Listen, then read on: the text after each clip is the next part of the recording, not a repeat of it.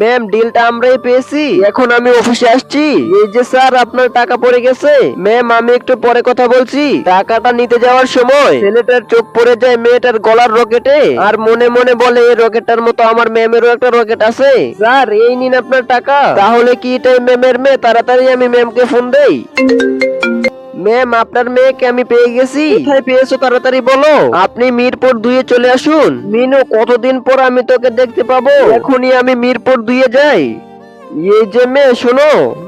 জি sir, কিছু বলবেন? আমার খুব জানতে ইচ্ছে করছে, তুমি এই রকেটটা কোথায় পেয়েছো, আমাকে একটু বলবে? আজ থেকে 12 বছর আগে আমার মা মেলা থেকে আমাকে কিনে দিয়েছিল। তখন সেই মেলায় সন্ত্রাসীরা হামলা করে আর আমি আমার মাকে হারিয়ে ফেলি। মা, তুই বেঁচে আছিস? কে আপনি? আমি তোর হতভাগী মা।